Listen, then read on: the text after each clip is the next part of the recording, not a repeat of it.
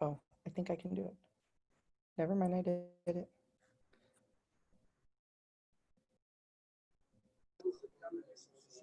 We'll get started in just a second.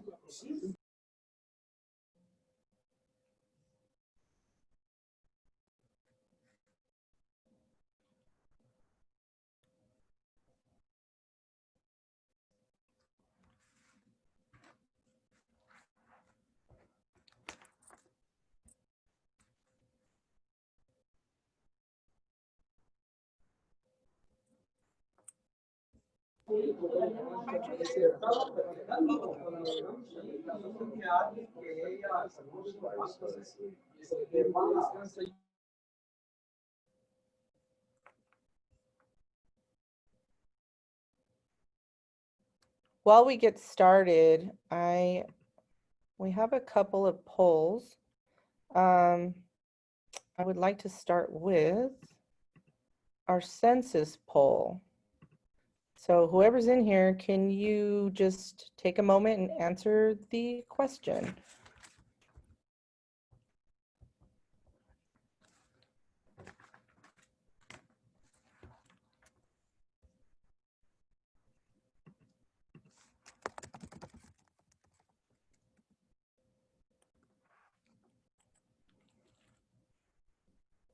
So as many of you know, I'm going to quickly just kind of run down the whole census situation.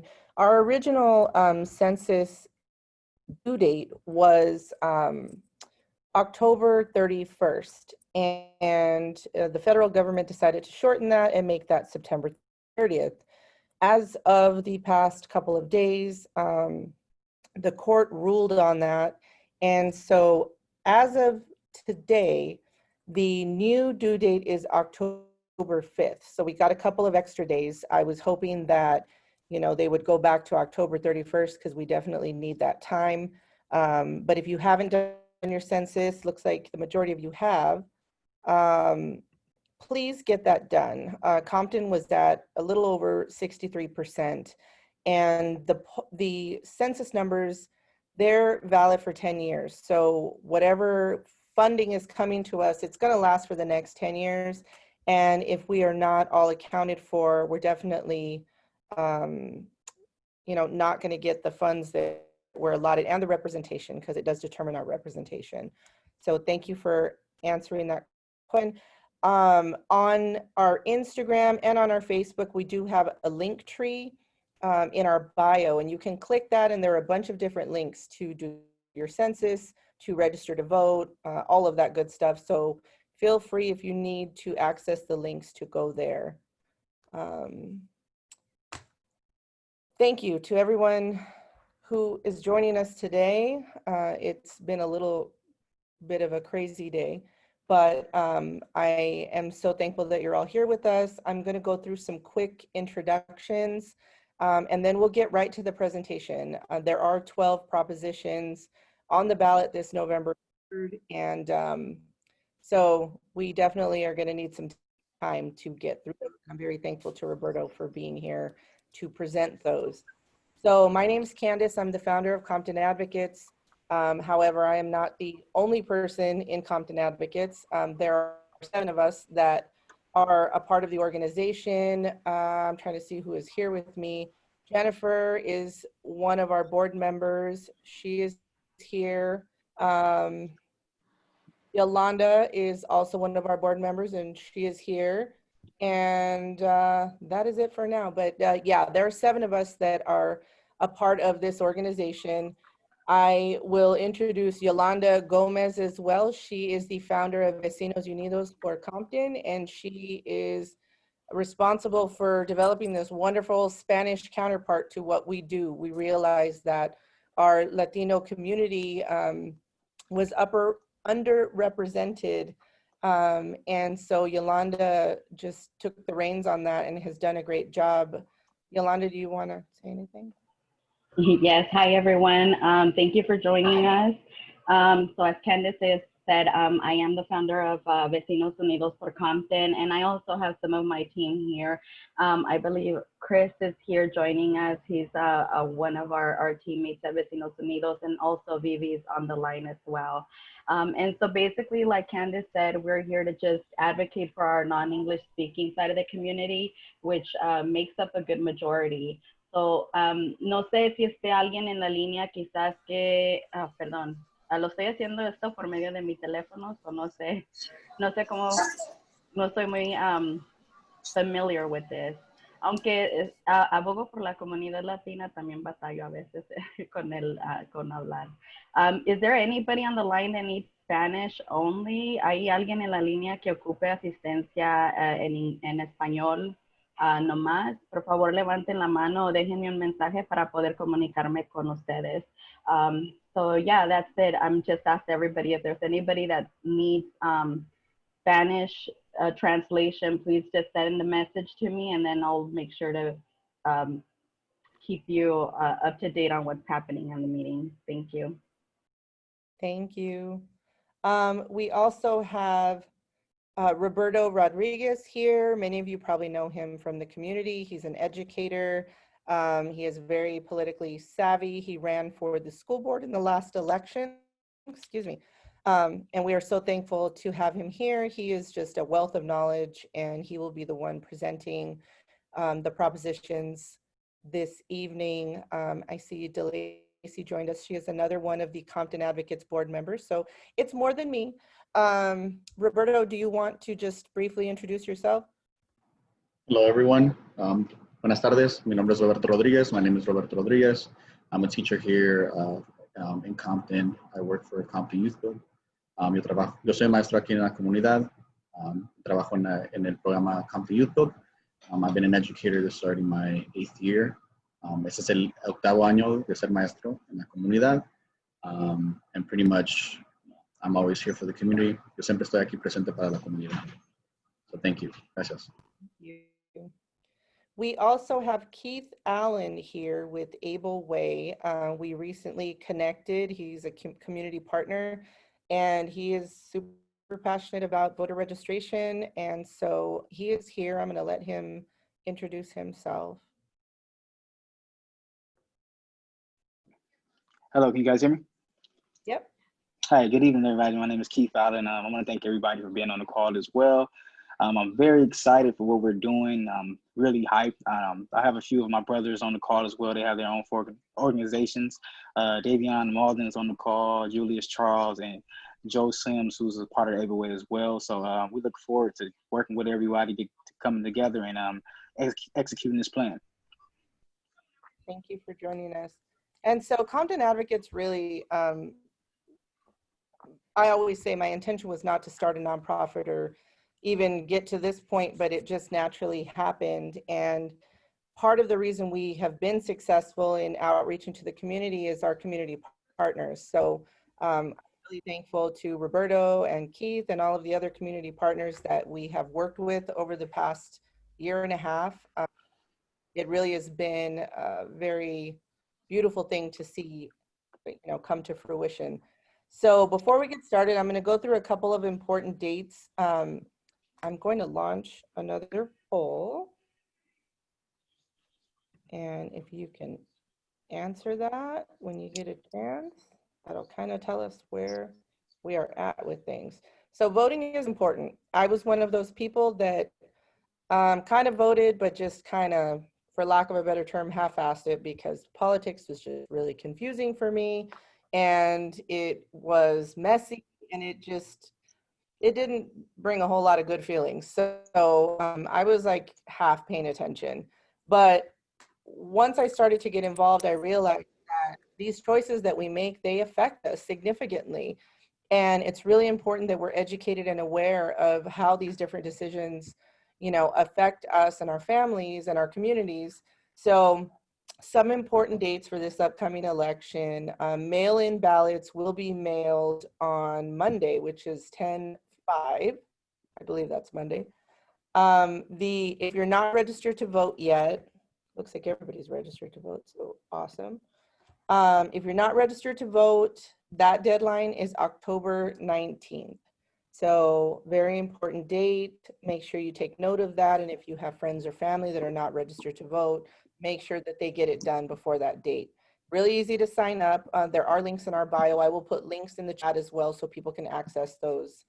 Voting will begin. I realized today I had here voting begins on 10/31, but there are actually voting centers that will be open for 11 days, and that starts on the October 24th, right, Roberto? So they will start on October 24th, I believe. Yes. Okay. Yes, and we'll, in the presentation, we'll share those locations. Yeah. So you'll have ample opportunity to vote. I am going to put the links in the chat to look up your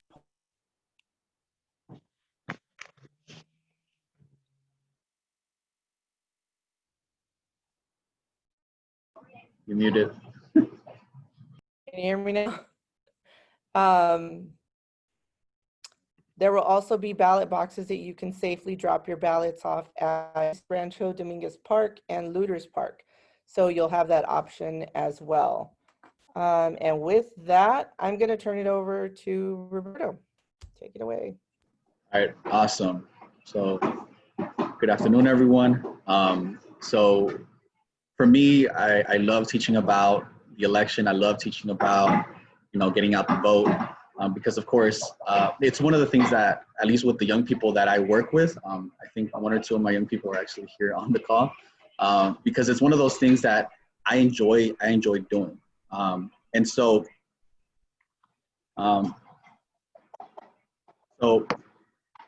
Keith, and we've talked about this, Keith, right? And I think this all started with a conversation, right? Definitely. It's this feeling of it's a time to vote, right? And Keith, so for you, why is voting so important, or why do you think voting is important for all of us? For me, it's literally our voice. It's you get to tell the people who's sitting in those spots that we are here, we're paying attention, and your spot is only as permanent as we want you to be. So you need to make sure you're definitely listening to what we're saying, because our voice definitely matters, especially the minorities. Yeah.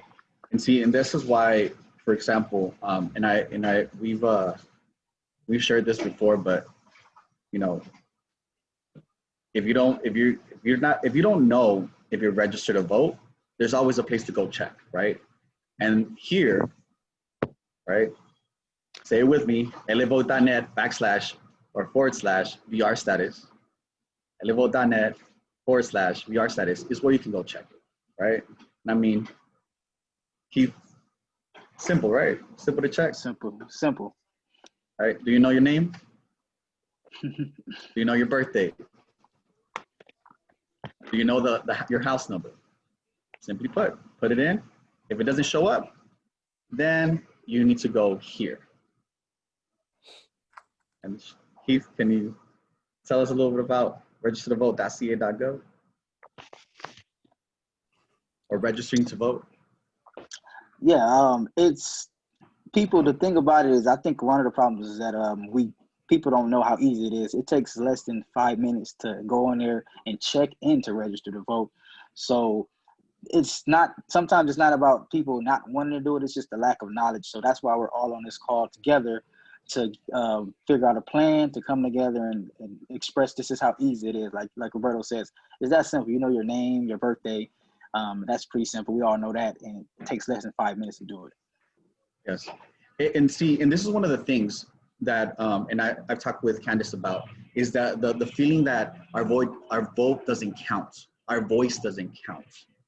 But here's the fact. One of the facts of voting is that at a local level, it makes a huge impact, great impact. I mean, I can show, and sadly, I don't have enough time to show you all how, just a few votes, a few hundred votes changes the very direction of a whole community, right? Here in Compton, there's been some elections that have been won by 100 votes, less than 100 votes. I mean, I didn't, in the last election, the incumbent won by 137 votes, right? In a huge community, won by 137 votes. Now, with any election, you know, and we've had Measure P, we've had a lot of different other measures that have been put into place. People always, and we see it on social media, people complain, but our vote is what matters. It makes a huge difference. And I mean, it just takes a few minutes, right? Even going out to vote takes only a few minutes. And this is why it becomes very important for us, if we're not registered to vote, to register to vote. And of course, go out to vote. And now this is always the question of, where do I go vote? Especially because, you know, registration, you have until the 19th of October to register to vote. So you have time, more than ample time, 5 minutes. Everybody has like 5 minutes, you know, everybody has that minute, a couple of minutes here and there to be able to say, hey, you know what, let me do this.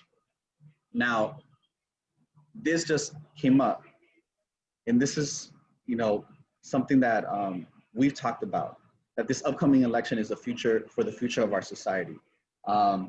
And I can't stress enough of how much it matters for people to go out to vote, right? We get the leaders that we vote for. And even when you don't vote, you're putting people in power because you didn't vote, because that's a right that was fought for. And ultimately, that's how we end up with people and leaders, quote unquote leaders, who represent us in our communities. And so, and Keith, can you add a little bit more to this feeling that of the current moment in which we live, in which we are? Yeah, of course. Just like Candace, for me, before literally this, it was I thought it was politics. But like I tell everyone that I talk to, this is bigger than just politics. If you watched the debate the other day, then you understand this is bigger than politics. This is deep. This is for our lives. This is for our children's lives. This is for their legacy. So this is one of the most important elections ever. So we all need to go out and physically vote. We need to tell people, get people to vote. I know that's why we're all on this call. So this is bigger. This is life or, I don't want to be too dramatic, but this is life or death. This is the future of our society, like Roberto just said. Exactly, human rights, exactly. All right. And so this actually just came out today. So just so you know, just a reminder, you can vote at any vote center in LA County, any vote center.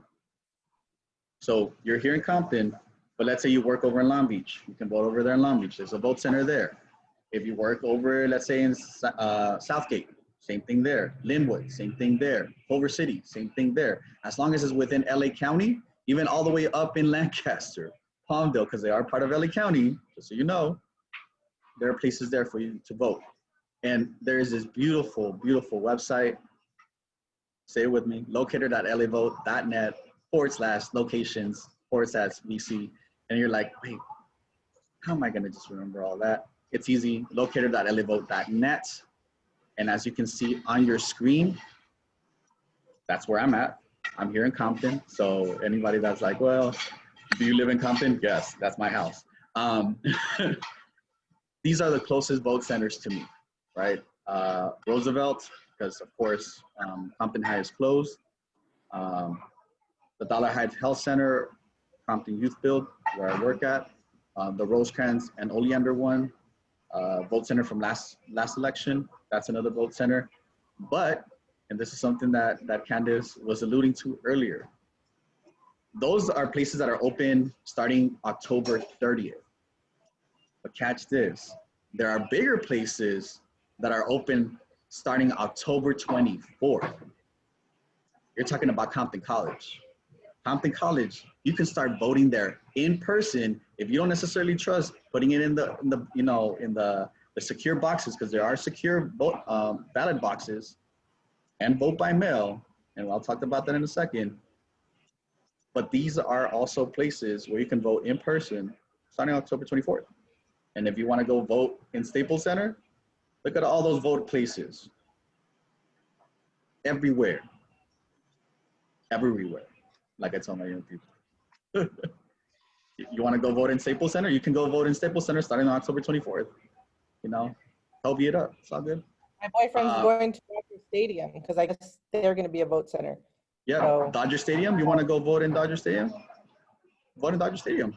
The LA Zoo, go vote in the LA Zoo. That's near it, right here. We're near Stevens SoCal. So I mean, there are so many places for you to go vote, right? And you can only vote once. You can only vote once. Let me say that again. You can only vote once. That's important. Vote once. Very important. You can only vote once. Vote once. But these are places. And Candice, you told me that there was the secure boxes. There's a link for that as well, for all the secure box locations. In the box there, I put the drop box locations and the vote center locator. Wonderful. And those are two links that are really important for you, you know, especially when we open up these places to go vote, right? And so hopefully y'all can see the screen correctly. Yes?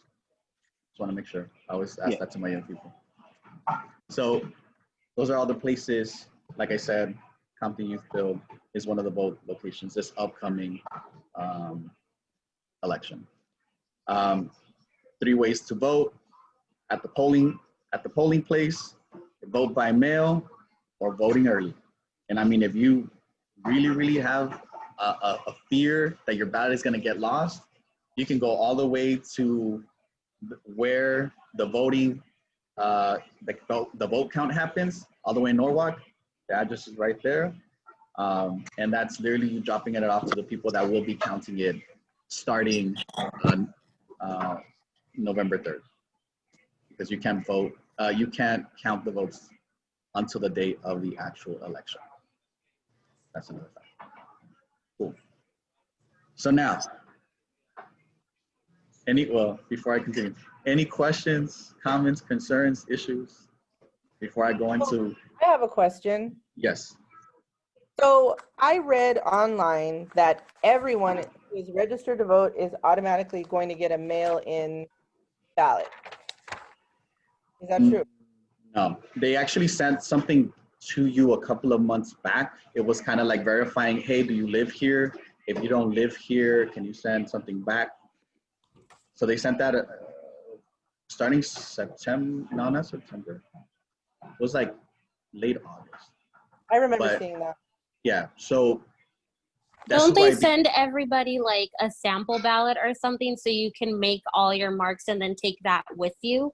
Yes, Is that they do. maybe what people are getting it confused with? Yes, they do. They do.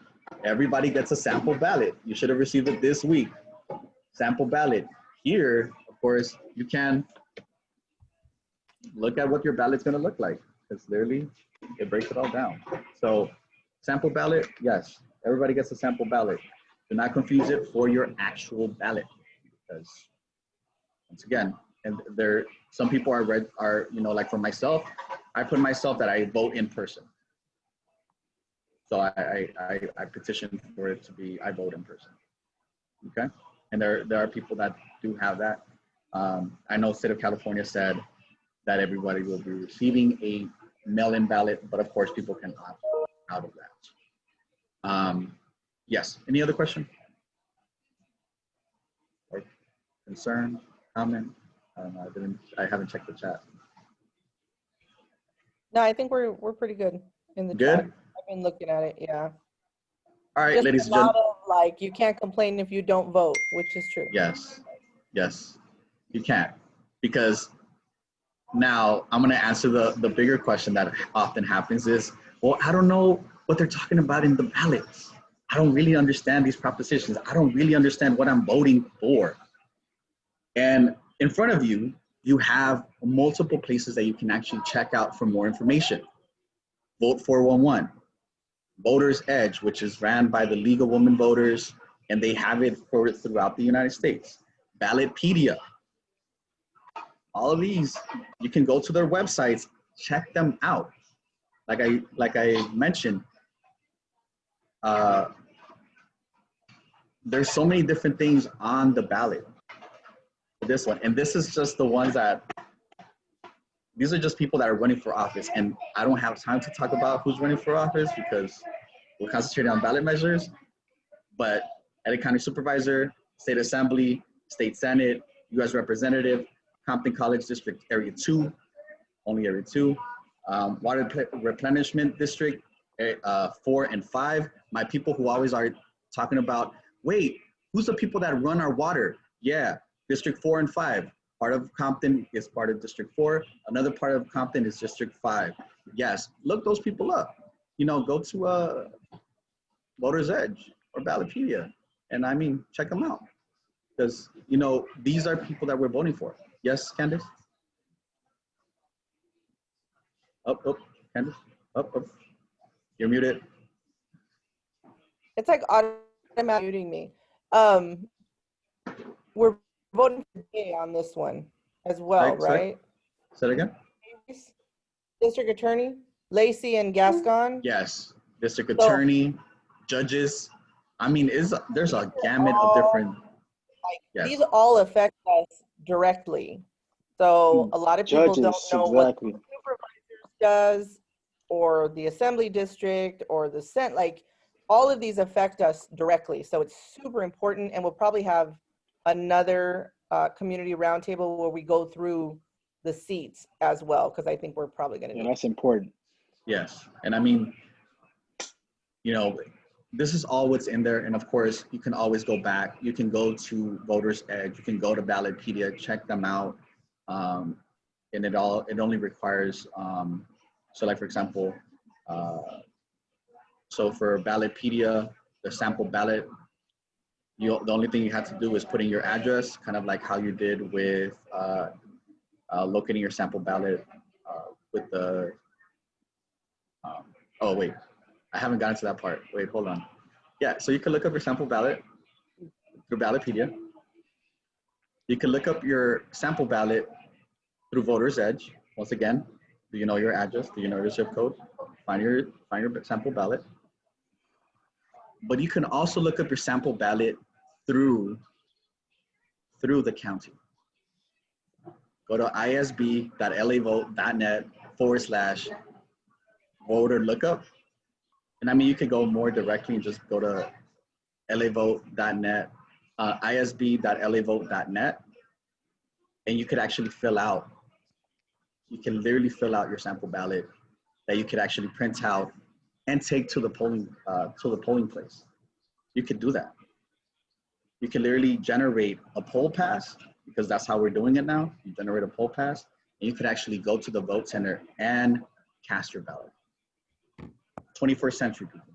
21st century. Technology is there. We're using it to its full capacity.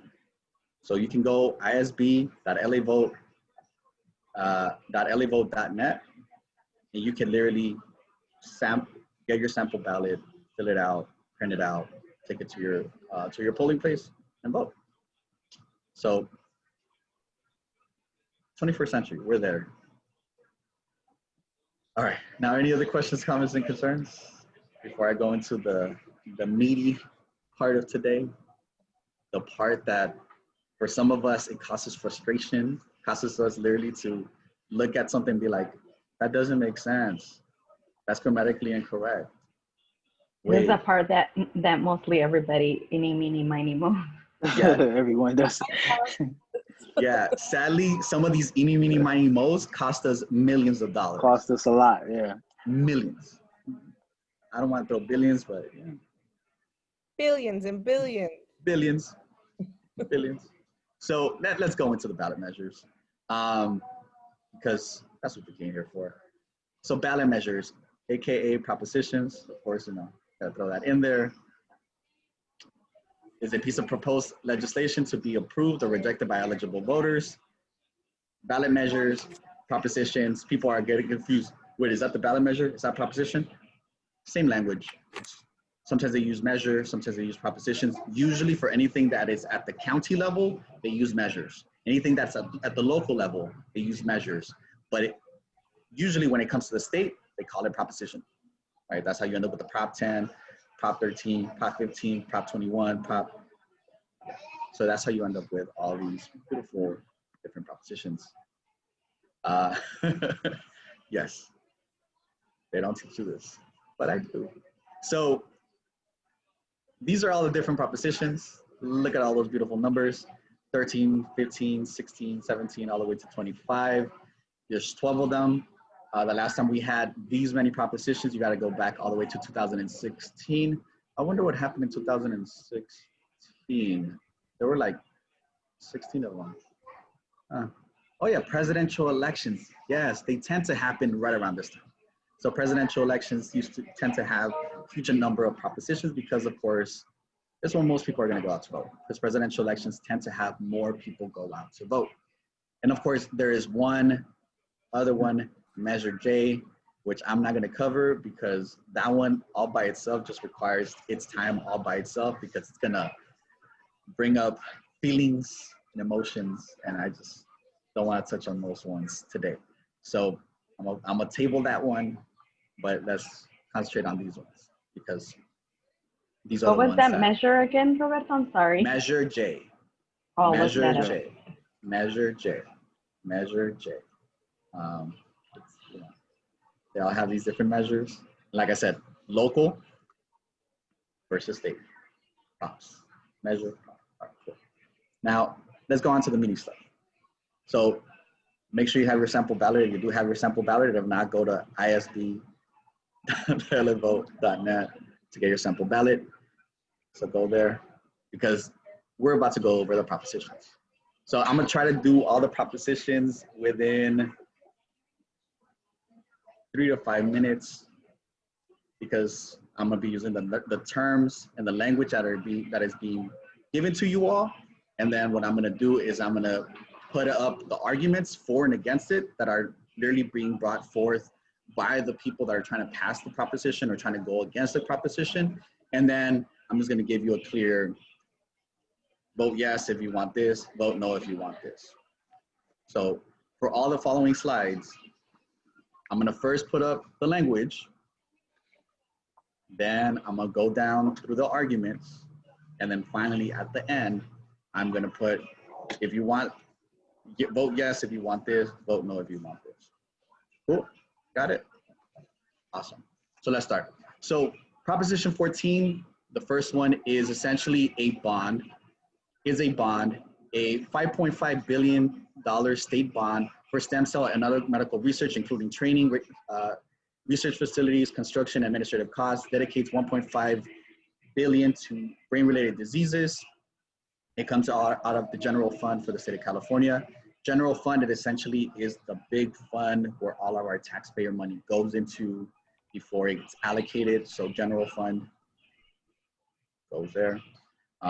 So the fiscal impact of this one is essentially every year for roughly, so about the next 30 years, we're gonna be paying $260 million per year on this one bond. So that's just the basic language of it. $5.5 billion state bond, that's gonna cost us $260 million a year for the next 30 years. Now, this is what the arguments for and against it are. So the argument for it, the pros, so I'm gonna use the pros, the cons. Pros for it essentially is that it provides $5.5 billion for research that can help over 2,900 different medical discoveries. Pretty much it's dedicated towards research that includes cancer, diabetes, heart disease. There's a lot of different organizations behind it, particularly the UC system, where a lot of research goes through in the state of California, the University of California, just to clarify that language. But ultimately what they expect is that it will generate roughly 10.7 billion in economic stimulus. Now the people that are against it say that we shouldn't be spending billions of dollars when there are so many people out of work.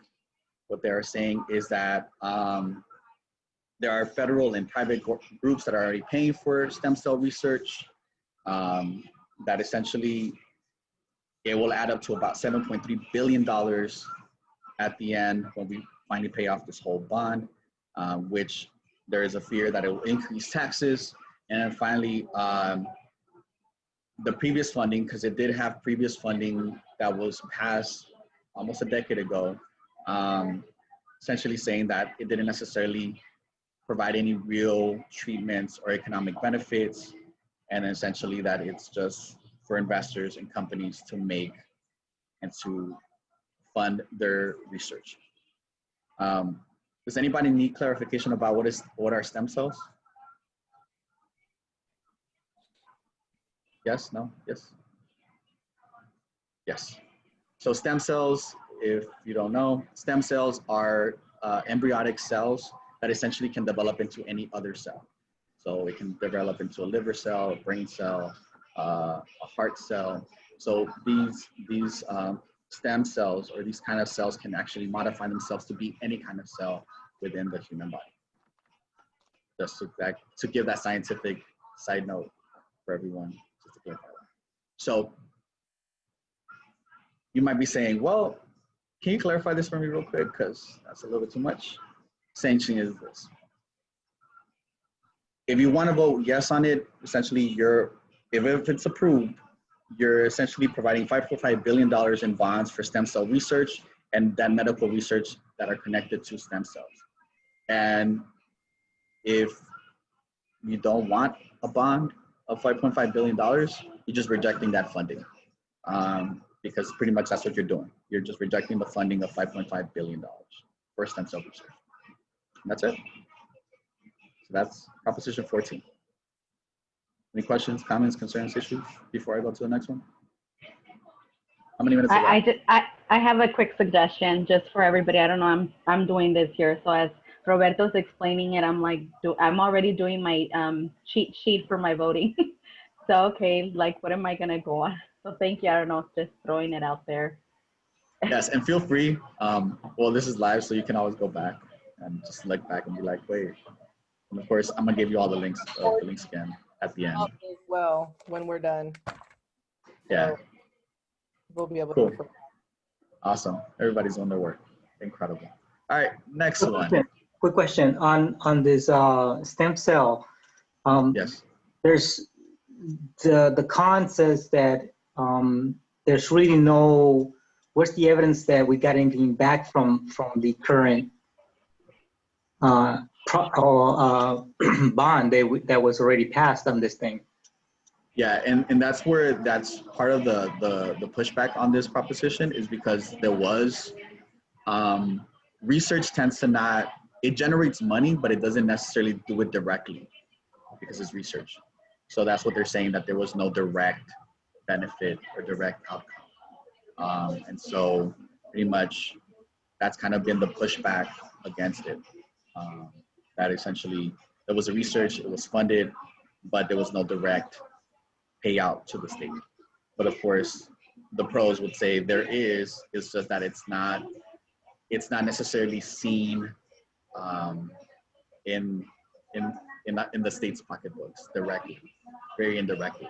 So that's where. So how do you know that this is, like, you know how big pharma basically uses a lot of taxpayer money, and at the end I'm paying another, whatever, $5,000 for the same medicine that I was, funding through this kind of stuff here. So how does that? At the end of the day, who's voting for this? Who's for it and against it, just based on this information right now? So that's where you can go to look further. Go to Voter's Edge, and they can break down who's contributing to it. Ballotpedia, you can look into it. Who's contributing? Who's giving the money? Who's supporting these particular causes? That's where the next part of you all looking into all of them will go into. Please feel free to also check further, because of course I'm just going the skim part of it, because yes, there is that question of who's funding it, who's funding it. So as I'm talking, that question that Ernie just provided me or asked, who's funding it, it becomes very important, very fundamental as it relates to making a decision. So it becomes very important, because I've been going over this slide like 5 days. So yeah, try to condense it down, whew, difficult, but yes, do further research. Do further research. Like I tell my students, don't take my word for it. Yes. I have a question for you, Roberto. Yes. So for propositions like this, like there's already been, we've already gone through this before for this particular proposition. Does this get brought up every election cycle? Like, is it, how do we, like, does it keep coming up because we're voting on it again?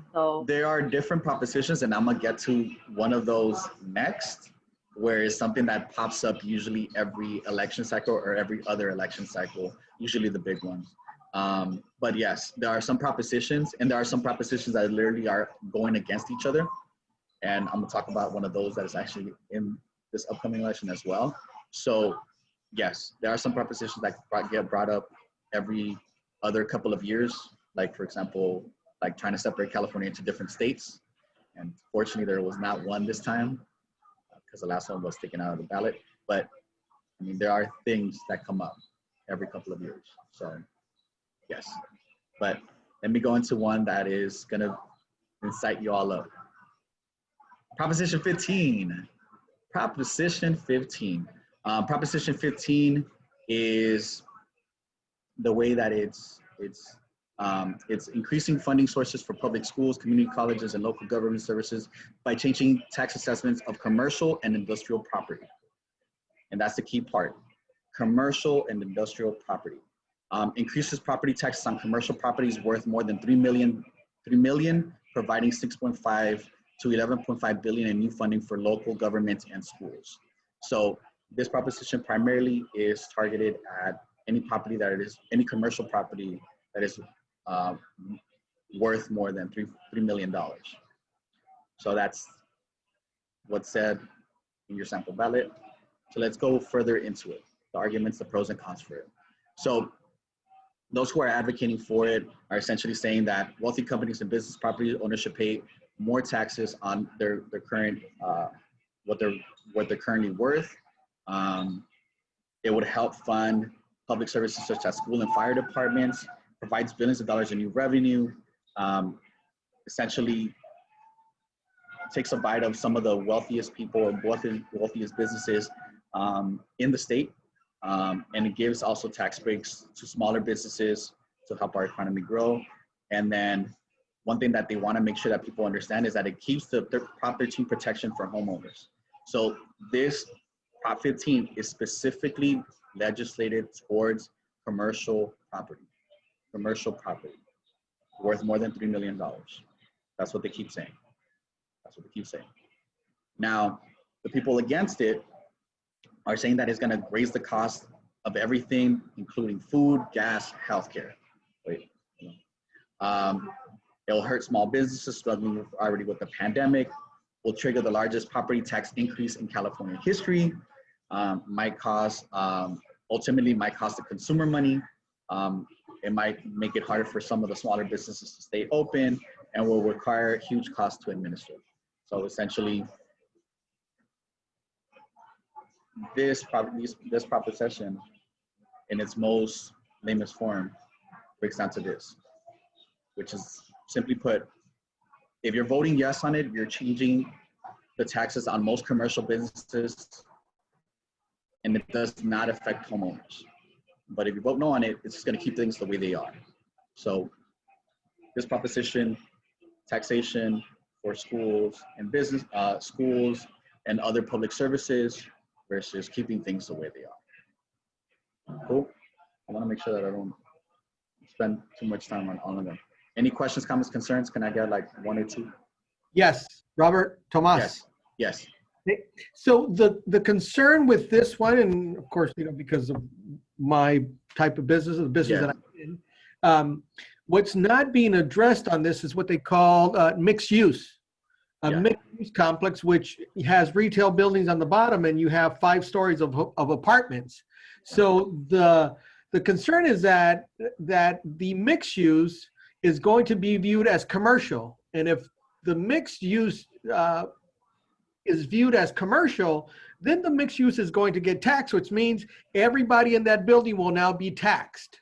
And that opens the door now to the residential, that it will eventually move over to the residential side, and people on the residential side will now be seeing a tax increase on their property because they will be now forced to pay what their current property value is, as opposed to what the property value, what they paid for it when they, what the property tax was when they paid for it. So Yeah. that's the concern, and there's the pros and cons don't address it. The dialogue in it or the explanation of this proposal, they don't define that mixed use property, the definition where mixed use is going to fall. Yeah. And so the scarce right now is that if I don't know what it's going to do, then I'm voting no on it because I don't know the true effect of it. Yeah. And see, and that's where once again, look further into it, because once again, these are the arguments that are being proposed by both sides, right? And yes, one of the big questions always is about mixed use because it does have some commercial property as well as rental property within it. And then, with any kind of business that, or residents, that's always been kind of the fight. But of course, look further into it, because once again, as what is stated, they're just looking primarily at commercial property. Right. They don't necessarily answer the question about mixed use. Right. So, Can you go back to the pros and cons slide? yes. Yes. So this is why, once again, I'm going to give you all, check out Voter's Edge, check out Ballotpedia. They break down pretty much all the, and even the language of the particular law. You can read the particular law itself. There's, hopefully I can provide you all the link for that as well, because some of these propositions they're pretty long. Like this one is a pretty long one. So yeah, cool. You ready for the next one? So I want to make sure that I can give ourselves some time. Yep, go for it. All right, cool. Yeah, I want to make sure that I don't have y'all here till like 9 o'clock. Like, just kidding. I'm going to try to go through these real quick. So next one, Proposition 16. Proposition 16 essentially is one that is trying to permits government decision-making policies to reconsider race, sex, color, ethnicity, national origin to address diversity by repealing constitutional provision prohibiting such policies. This has no direct fiscal impact on the state and local agencies, affects measures dependent on future state and local choices. Now, this one is one that you have to go all the way back to the early 1990s to talk about, which is Proposition 209. Proposition 209 was affirmative, essentially took away affirmative action from the state of California. What this proposition is trying to do is take away Prop 209 and bring back affirmative action, because for those that are for it, what they're saying is that they want to help people, women and people of color to fight longstanding patterns of discrimination. All of us deserve equal rights and opportunities. Pretty much allow for more diversity within workplaces, within any different thing, with taking into consideration race and gender, as noted. But the people that are against it, essentially, they believe that the state should treat everybody equally, and pretty much they want to keep Prop 209 because they want to make sure that that Proposition 16 will take a step back to a new form of discrimination. That they believe that it perpetuates a stereotype of minorities and women, that they can make it unless they get special preferences, and essentially they feel like it's going to be costly to bureaucracies to enforce new provisions and burgeoning taxpayers. So essentially, you have to go all the way back to the early 90s to have a conversation about this, but essentially it's trying to repeal Prop 209 because Prop 209 took away affirmative action. So simply way to put it, if you vote yes on it, you're repealing Prop 209 and allow for affirmative action. If you vote no on it, it keeps the ban on affirmative action. Yes, voters. Somebody put on the chat Voters Edge .ca, votersedge.ca.com. Yeah. So go there. They break it down even more in more detail than I am doing it right now. But go there. Please go there. So like I said, I'm going over them very briefly, very kind of over the top, just so you make sure that you all can check that out. Now, next one, Proposition 17. Proposition 17 essentially restores the right to vote after the completion of prison sentence for people who have been disqualified from voting. Particularly this one, essentially what they're thinking is going to cost is hundreds of thousands of dollars statewide as it relates to new voter registration and ballot material, and then a one-time cost of hundreds of thousands of dollars for voter registration cards and systems. Because for this proposition, Proposition 17, what you have there, what you have in place for this is that that essentially you are you're allowing, it restores the voting rights of people on parole. So people on probation can register to vote and vote. But people on parole, they can't.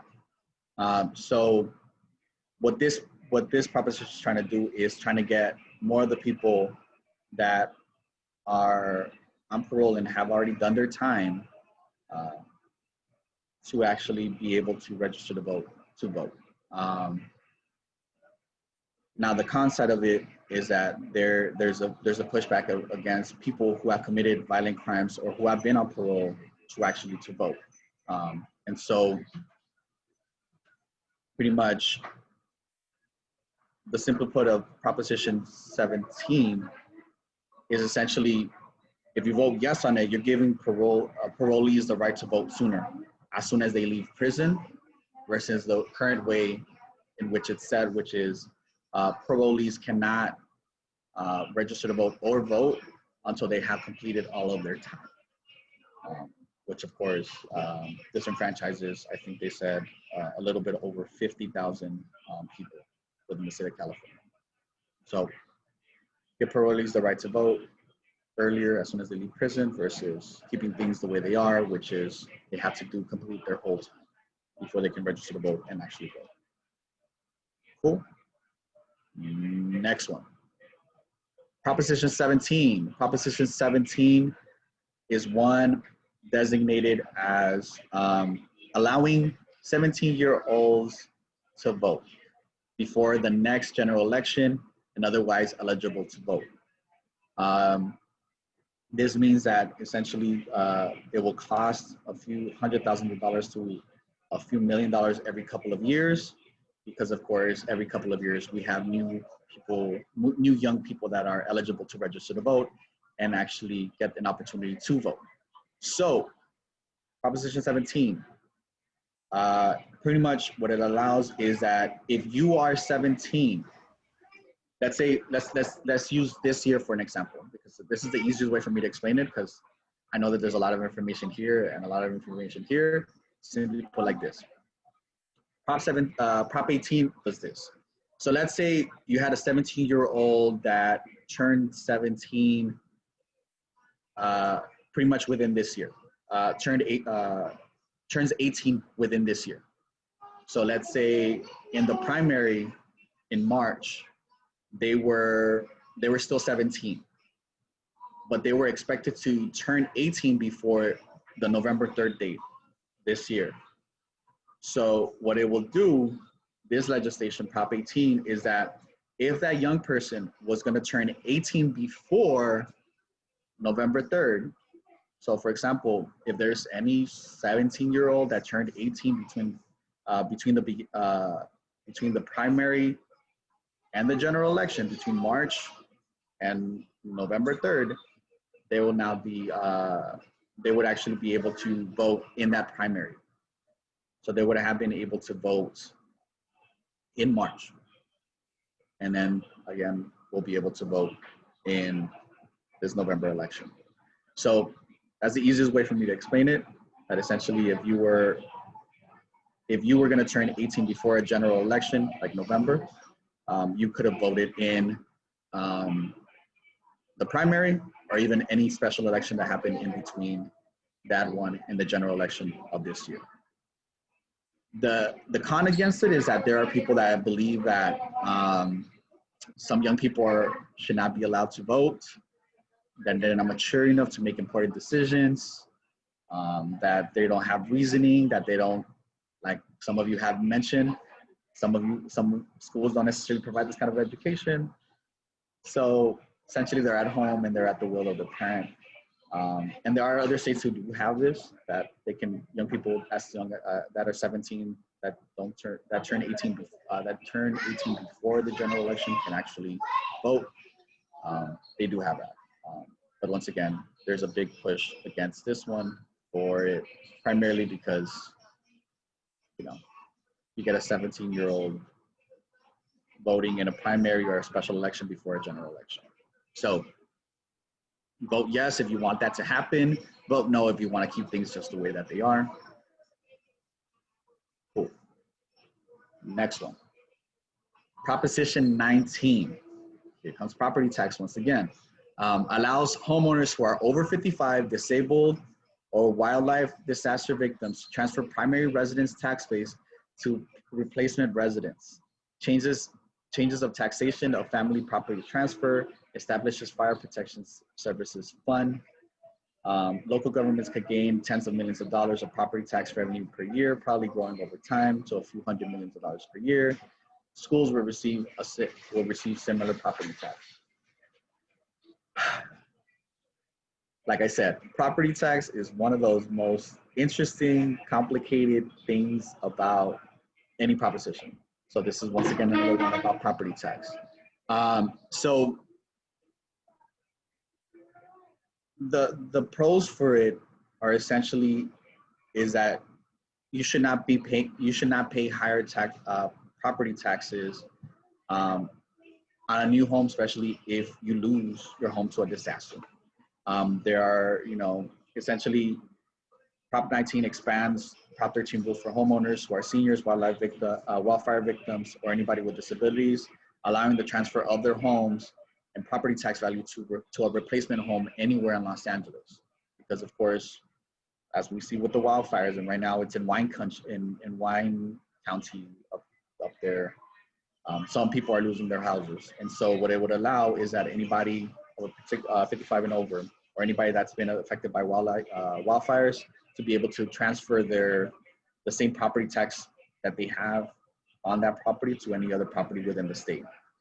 And they're closing the loophole on inherited properties that are not used as primary residences, and pretty much allows for more taxation of those kind of properties that are not primary residences, that are properties that have been essentially our second or third homes.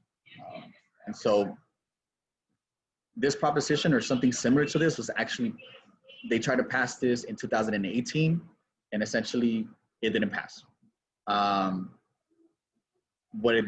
People against it are fighting the tax that it could hurt with inherited homes, because there are people that do inherit homes, and those homes that might have been 25,000, 30,000, 50,000 at one point in time might now be worth maybe over $1 million.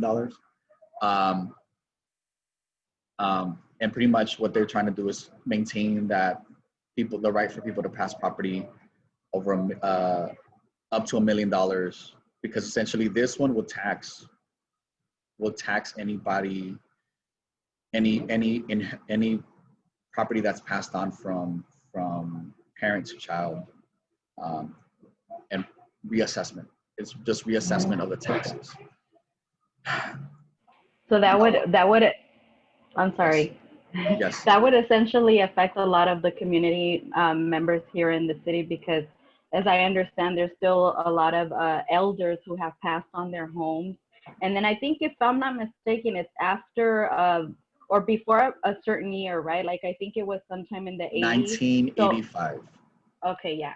So essentially, if anybody owned a home prior to then, if they inherit it or they continue to pass off the property in the family, then the family that takes it over, the new family member that takes it over is still respected under the same tax that original owner had, right? Is that Yes. the understanding? Okay. Yes. Yeah, So I that's don't one to believe look out people, for. exactly. I don't believe people should be penalized for inheriting generational wealth.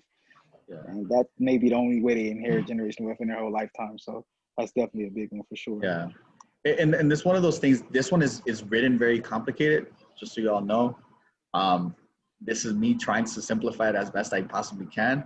And I know that there's a lot of language within it that is very complicated. Like, for example, inheritance law, there's the transfer of deed, the differentiation between primary home, secondary home, in some cases even third home. There's a loophole that has to do with, for example, one of the loopholes that they're trying to close is, for example, let's say me, I'm 32. If I have my parent buy the house, and essentially because they're over 55, they get a particular kind of tax break, and then they pass it on to me.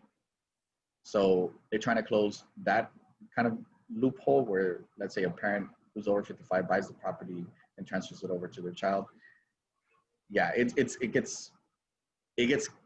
the conversation goes into generational wealth and what's appropriate.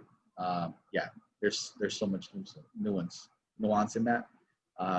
But essentially, what they're kind of are pushing back against is, of course, large businesses that, of course, they have some CEOs and some of the people that run their companies that are over 55, so they get some of landlords that get some of these write-offs, these cuts as well because of their age. So there's a lot of tax law that will change, tax property law that will change. So if you want to change laws, tax us around 55, keeping lower taxes for inheritance and essentially allow second homes to pay up to market value, vote yes. If you want things to keep things just the way they are, vote no on it. And it's just keep reading on it. I know for me, I kept reading it, but a lot of changes to tax law.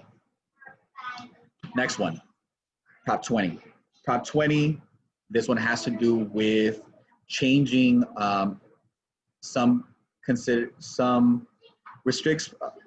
limits access to parole programs established for nonviolent offenders who have completed the full term of their primary offense by eliminating eligibility for certain offenses, increases in state and local correction court, law enforcement costs likely in the tens of millions of dollars annually, depending on how many people get their charges changed. So it pretty much is going to change. So the people who are for Prop 20 are essentially trying to change some of the misdemeanors back into felonies. So this is a proposition that goes against a proposition that was passed a couple of years back. And so it's trying to reclassify some crimes from misdemeanors back to felonies. And I'm just putting the terms that they put, which of course I'm just gonna note this, and I'm just gonna put some of the stuff that they are noting are lies, and I'm just gonna fact check them on it because I wanna be very clear about it. Some of the stuff that they are noting are lies. And I'm just, as a teacher, someone that makes sure that I check on bias, I wanna make sure that some of the stuff that they're trying to say that have been reclassified are not reclassified. They are still felony charges. Like date rape, that's a felony charge. Child abuse, felony charge. Those have never changed. So for me, as someone who teaches education and teaches law as best as I possibly can, you cannot openly lie to voters like that. So I'm gonna take my stand on it and be like, you can't lie to the people. And so, yeah, because there are felony charges for a number of crimes. But it's trying to go against some of the stuff that were turned, some of the lesser crimes that were turned into misdemeanors a couple of years back. And so, yes, the whole DNA collection thing, yes, there is, that's technically to happen. Essentially, people against it are saying this is just another push to try to like put law and order, try to take away money from schools and education and healthcare and affordable housing, trying to take away from the mental health and rehabilitation work that's been done over the last couple of years, and results in extreme sentences for petty theft and essentially some of these things that have been misdemeanors over the last couple of years because of the changes that happened a few years back with, I think it was Prop 64. And that's a whole other conversation unto itself. But pretty much, if you vote yes on this, you support tougher sentencing and stricter parole requirements. And if you vote no on it, you're keeping things just the way they are. And I am going to note once again, some of the stuff that they are noting as them having turned it into misdemeanors are lies. And I'm just fact checking it just so you all know. Just job of a teacher, gotta check the bias. And I gotta check my bias too. So next one, Proposition 21. The Rent Control Initiative allows local governments to establish rent control on residential properties over 15 years old. Local limits on rate increases may differ from statewide limit. An overall potential reduction in state and local revenues in the high tens of millions of dollars per year over time depends on action by local communities. Revenue losses could be pretty big. So people for rent control pretty much will help. Well, let me break down rent control real quick because rent control has a negative connotation as a term itself. So essentially, rent control sets a particular limit on rent and how much even a landlord can raise your rent per year. So it pretty much tries to keep it within a particular limit. That's why it's called rent control, because the landlord cannot just automatically shoot up your rent $500, $600 because they just felt it this month. So pretty much rent control, it tries to make sure that rent is stabilized or rent stabilization. That was the one that was tried to pass, as they note here, a couple of years ago in 2018 again. That's what the cons are noting, that rent control was tried to be passed a couple of years back and it failed. But pretty much Prop 21, it just is trying to make sure that there's a rent stabilization and pretty much make sure that it keeps landlords' profits pretty much where they're at. Those that are against Prop 21 are essentially noting that this control of rent or limitation of how much they can increase rent will cause them to evict renters. That is going to make less housing available because, of course, you can't really raise rent too much. It pretty much rent control, they're saying rent control causes less available and less affordable housing, and it pretty much stops new housing from being built. So for this one, simply put, pretty much what it's going to change is going to change what properties, and there are places throughout LA County and there are places throughout the state that do have rent control, that do have established limits on how much rent can be raised in a particular area for a particular moment in time. Compton does not have rent control. It doesn't. So we are one of the places that rates can go high or low at will. But essentially what it wants to do is want to place rent control throughout the state we'll leave it up to the local communities, because once again, local communities can decide whether they accept it or deny it, for properties that are 15 years, more than 15 years old. So essentially any property built before, before 2005. And if you vote no on it, it just keeps things just the way they are. That's it. I have a question for you on that Yes. one, because I know that for a lot of people here in the community, rent is such a big issue. So this wouldn't necessarily, well, let me ask my first question. Do they look at any criteria when thinking about rent control? Is there any criteria that they're looking at, like at least as far as, maybe not criteria or data, like what the minimum wage is, or living, like the living expense, I guess, the person's living expense? Is any of that taken into consideration? And would it reduce any of the current rent, or is it just preventing it from going up higher by the next percentage or anything like that? So usually with rent control, they take into consideration market value. So market value. So for example, if the average in that particular area is 1,200, that's roughly the area, the amount. But of course, if you've been living in that property for 25, 30 years and your rent has always been around 600, 700, they can't just jump it up to market value. They can't do that, because of course there's a limit, there's a control to it. And so rent control, that's what it does. You can only move up rent only a certain amount. But it wouldn't do anything. It wouldn't do anything for the current rent prices now. So if anybody right now, like in the neighborhood, charging $3,600 for like a 2-bedroom home, 3-bedroom home, for example, it wouldn't. It might, once again, look, they're gonna have to. This is where it gets complicated with this one, where it's like, it's the conversation of apartments versus rental homes versus, you know, what kind of residence are you renting?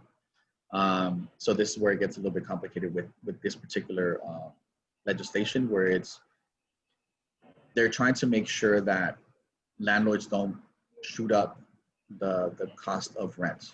And that's happening, and it has happened in other places like Inglewood, Highland Park. So they're trying to make sure that there's no increase that is above the means of the community. That's what they're trying to do. But yeah, it's up to the local governments. And if that's part of the thing that they put in there, it's up to the local governments to take action on the rent control if it does pass. So ultimately, it'll be up to the community itself to be able to say, yes, we want rent control. No, we don't want rent control, even though it's passed through the state of California. And if you go to Voters Edge or Ballotpedia, there's a whole conversation about the Costa-Hawkins Act, the Ellis Act, which are two other things that I don't think I have enough time for. But go check those things out.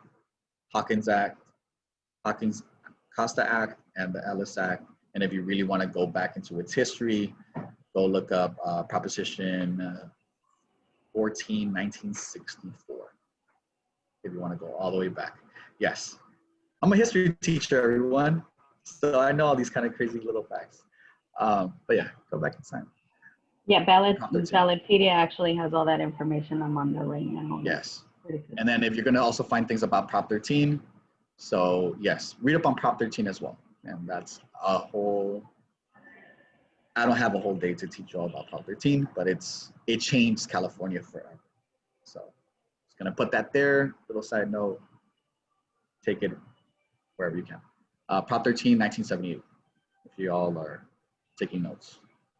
All right, now, this one's going to be fun. Prop 22. Prop 22 has to do with classifies app-based drivers as independent contractors instead of employees, and provides independent contractor drivers other compensation unless certain criteria are met. So there's a minor increase in state income taxes paid by rideshare and delivery company shares and investors. So just a little backstory to this one. couple of months back, state of California said if you are any kind of rideshare or delivery driver, you are an employee, and that company has to pay you benefits because you are an employee. Of course, you might already know, Uber, Lyft, pretty much all the big rideshare and delivery companies were like, no, we want to keep our drivers as independent contractors, not employees. So pretty much they're trying to go against AB 5, which is the assembly bill. So AB means assembly bill.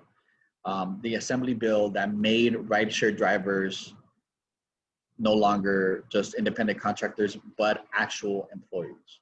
So pretty much what Prop 22 is done by, of course, Uber and Lyft and all the rideshare companies to make sure that their drivers stay independent contractors, not employees. And of course, the people against it are pretty much fighting the fact that that rideshare companies want to keep their drivers as independent contractors, not as employees, which of course takes away benefits from those drivers. It takes away sick leave, unemployment benefits, because of course, state of California has rules as it relates to actual employees when it comes to sick leave, unemployment benefits, healthcare. And then the current law does not limit driver flexibility, and a majority of drivers work 30 or more hours per week.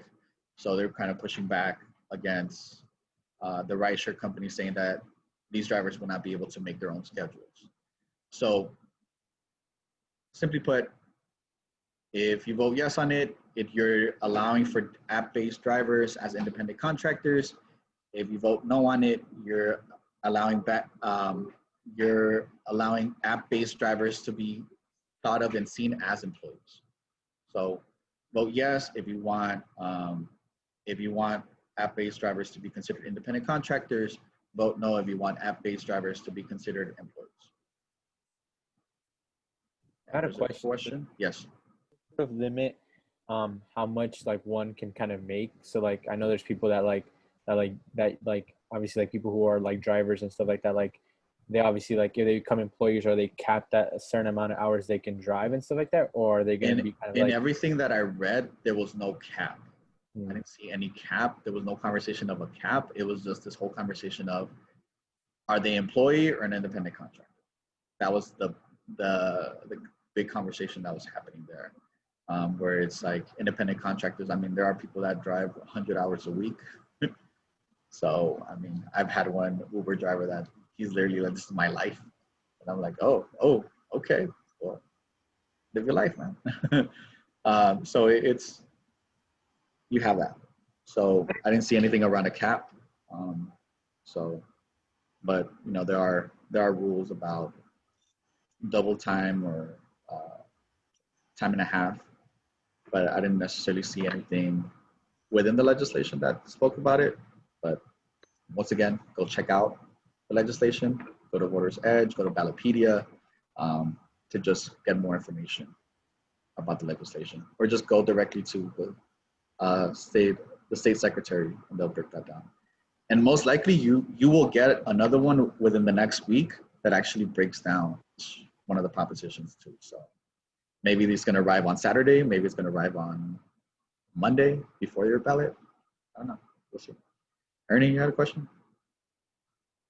No, I was just wondering if you knew by any chance, how does this prop affect like someone who doesn't, do rideshare, or like, would they be collecting tags? Why am I voting on this when it's, you know what I mean? Like, how is this affecting us?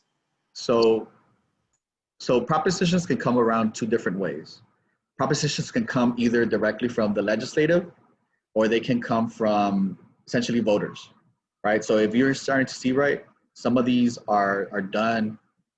So like, so this one was done by the corporation. If you look back at this one, this was actually done by a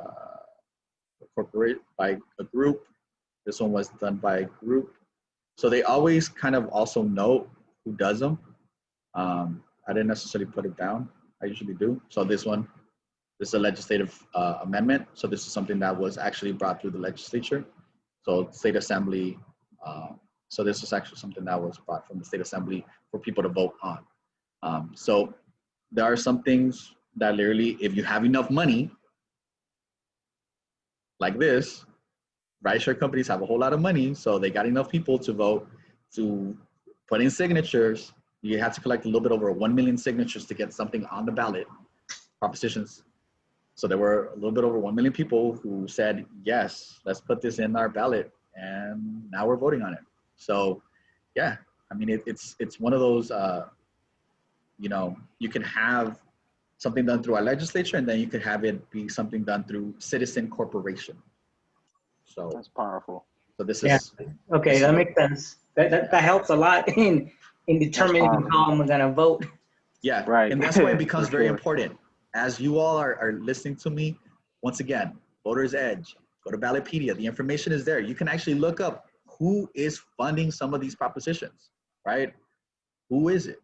Is it, you know, are individuals funding it? Are corporations funding it? Are just the, you know, organizations funding it? Who's funding it? Who's backing it up? Like a couple of years back, they wanted to separate the state of California into 6 or 5 different parts. One billionaire who owns part of Bitcoin, he was the one that wanted to separate the state of California. So I mean, if you got the money, go ahead, use it. And you got enough people to support it, go ahead, try it. So yeah, good question. Well, now here we go to another one. Proposition 23. So Proposition 23 requires a physician or other specified medical professionals on site during dialysis treatment, prohibits clinics from reducing services without state approval, prohibits clinics from refusing to treat people based on their payment source, increases state, local, and government costs likely to in the low tens of millions of dollars annually. So this is one a little different than one that happened a couple of years back.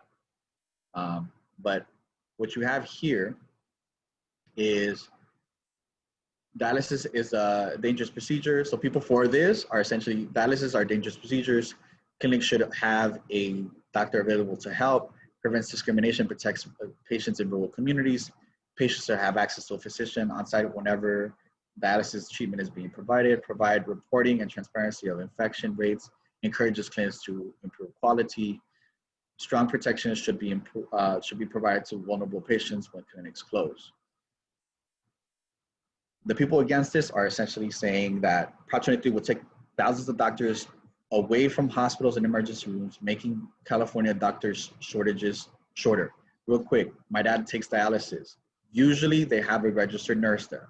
So there's a registered nurse, there are nurses there.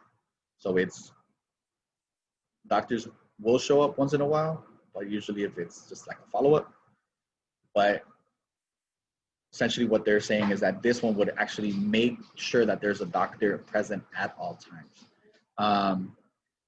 Well, some dialysis clinics in the state might close due to the cost of the increased cost, because it does cost to have a doctor on site all the time.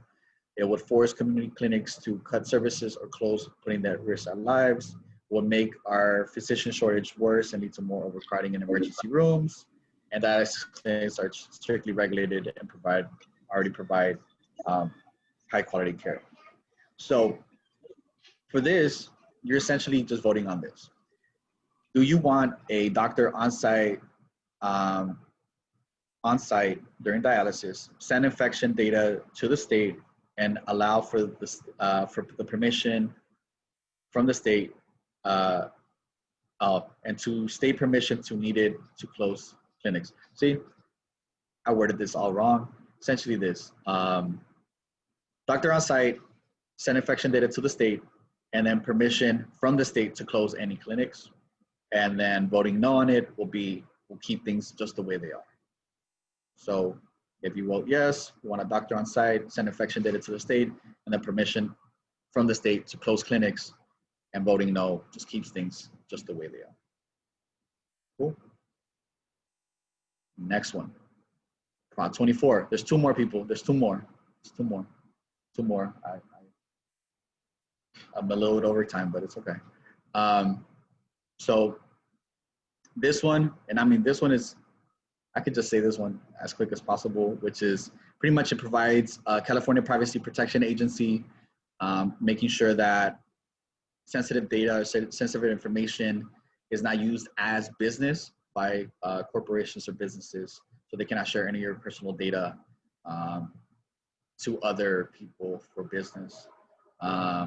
It will cost the state of California millions of dollars because of expanded privacy laws, and would essentially be offset by those who break the law. So essentially, for this are essentially trying to stop tech companies from selling our personal information for business. So pretty much what they're trying to do is strengthen protections to establish a new California Privacy Protection Agency with $10 million a year. So essentially to protect our privacy. People are against this is it still gives too much power to tech companies to use our data. It's just a bunch of paperwork that is not really going to protect our data. And then ultimately, it still doesn't say anything about people collecting and using our data and selling it as a business. So the people that are against it, that's what they're noting. So if you vote yes on this, it expands and enforces consumer data privacy laws and creates a public agency in the state of California that protects your privacy. And if you vote no on it, it keeps things just the way they are. Then finally, Proposition 25, which is also a big one, gets rid of bail, money bail. So law replacing money bail with a system based on public safety and flight risk. Increases costs by hundreds of thousands of millions of dollars annually for the process of for release for prior jail to trial. Decreases county jail costs, possibly in the tens of millions of dollars annually. So the easiest way for me to explain this is this. The ones that are for it are essentially trying to keep money bail in place. The people that are against it want to put, wait, my bad. Let me just read it how I have it. So the current bail system is unfair. You cannot afford bail. You must stay in bail. Prop 25 means the decision was based on public safety, not on a person's ability to pay. The current system favors rich defendants who can easily get off bail, and the poor defendants who cannot get out of jail. People who are eventually found not guilty or not even charged may be stuck with large debts to pay off bails or fees. So pros, those are the pros. The cons are essentially the new state system will discriminate against African Americans, Latinos, and other people in low-income communities. Release from jail will make our communities less safe. SB 10, Senate bill. SB means Senate bill. Are good. Provisions may affect results in more people are jailed. Will cost hundreds of millions of dollars a year, overburdening courts and creating a new bureaucracy within the courts. So, easiest way for me to explain that one is this. If you vote yes, you get rid of cash bail. If you say no to it, we go back to the cash bail system. Simply put.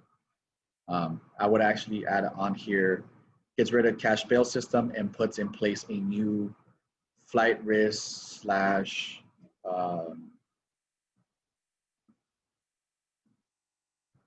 pretty much a new system of being able to get released. So that's your pro and con to this. So I know that was a lot of information. So if you want a more interactive, other than me talking, because you might be tired of my voice at this point, there are two sources right in front of you. So if you want to watch a 1-minute video on each one of these propositions that talk a little bit nicer than I do, you of course have the KCET ballot briefs. So those are all 1-minute videos, 1 minute, 1 minute. Everybody can spare 1 minute. So if you watch all of these, it's only spent, what, 12 minutes on it? And of course, you could also go to CalMatters election guide, and there they also have videos as well. CalMatters is nonpartisan, as well as the KCT ballot briefs are nonpartisan. So go check them out as well. They're a couple of minutes. So, I mean, literally anything that I said, you could watch it again. Anything that I said, here's some other videos for you to watch. Because once again, as an informed voter, right, don't just take it from one person who read a bunch of different things, who visited I don't know how many different sites. Actually research it, look it up. It's civic engagement. That's what I tell our young people. Civic engagement. You need to know, you need to learn, you need to figure things out. So, like I said in the beginning, go to Vote for 11, go to Voters Edge, go to Ballotpedia, go check out the KCT ballot briefs, go to Cal Matters, check things out, because ultimately that's what matters, right? When we vote, we have to be informed. And I am sad to hear that some of you were never informed in high school about this whole process. But like I said, I enjoy this, I love this. It's fun for me to do it, you know, talking about this, sharing with you all this information, because an informed voter is the best kind of voter, right? This is what democracy is all about. The debates, and actual debates with facts and numbers and figures and things that you can check and fact check, right? I only had to do one fact check earlier because that one was an egregious, it was too egregious for me to just let it slide. So yeah, do your research, everyone. So with that being said, any questions, comments, concerns with anything I covered? Because it's a whole lot of information. I think it was all great information that you provided us. I mean, I certainly learned a lot. I went through some of these propositions already, but you know, just hearing your, I mean, you have vast experience. I tuned into one of your classes already, so I know. I appreciate you taking the time to go over these with us, and hopefully we're able to get that roles and responsibilities meeting in as well, like Candace suggested earlier. Well, I'm sure we'll get that in before election time. But yeah, we're leaving the floor open for any questions. If you guys want to go over anything further, any of the propositions that you guys might still have questions on, right now is a good time for that. Well, Did you guys learn a lot? Yeah, Robert, I want to congratulate you. You started with 12 listeners and you ended up with 14. So congratulations. I mean, it's a positive note. That's a positive note right then and there, Robert. Yeah, I mean, and it's one of those things of, we have to educate each other, right? So usually in my class, I would be able to like move to the side a little bit here and there to just get my political point. But for me, as someone who teaches about government, who teaches about democracy and how democracy can be destroyed, right? Right now, we live in a very particular moment in time, right? Where there's an ideological divide in which it can go to its extremes. And we've reached the extremes at this point. Yeah, mija? My daughter. Hi, my dad. Because I had to play with her before she goes to sleep. No, Yeah. I'm telling you, you are taking too long because We're about to finish. When? See, this is why I do it, right? Because ultimately, you know, anything that we do, we should do it for our children. My dad pretty much told me a long time ago that it's not about us. It's about the next generation and what we're building up for them. Ultimately, what we decide as voters, as people, has an effect on them. And, you know, for me, anything that I do it for her. And we, as voters, as people, when we vote, we're doing it for the next generation. And our decisions have a lasting impact. And that's something that we should take that responsibility onto ourselves. That is something that's something that we give for the next generation. We give them our rights. But we also, when we choose not to vote, or we choose in a way that is against our own freedoms and rights, then we're going against it. So, Maite, yes, I heard, Mija. I heard Mija. She most likely wants me to read and wants me to play. So, but, yeah. But it's once again, go check out all these different things, check them all out. You know, at the end of the day, for me, what I want to make sure is you all are informed. You make the decision based on however you feel is your right. And at the end of the day, I want people to vote.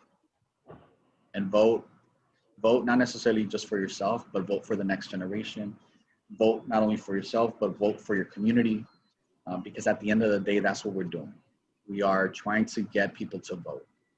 And I'm going to say this as a historian, people died to vote. Died. Were beat because they wanted to vote. They were lynched because they wanted to vote. And that's not only for Black people, it's also for Latinos. We got lynched. We were killed. And so we stand in solidarity with each other. We've been through the same struggles. And for us to say we're on different, no, we're not. We've had parallel experiences throughout the United States. And what we have to take into consideration is how do we move forward for our country and as a society. So, you know, any questions, comments, concerns, issues? Can I popped back in briefly. I'm in the car. This is Candace. But I just want to add, take your kids with you to vote. Make it a special time so they get used to it. They see the process. They see that it's normal and that it's their civic duty, and like make it exciting for them. So when they're growing up, you know, they're looking forward to when they can vote. I think we need to make it a family thing too. It's not something that's foreign, but something that is just something that we do every year. And Keith, we had talked about this, right? About walking to the ballot box. March to the polls.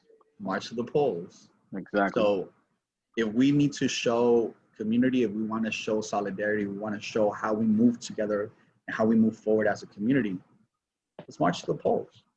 Let's go together as a community, united together against any ideological divide that might exist.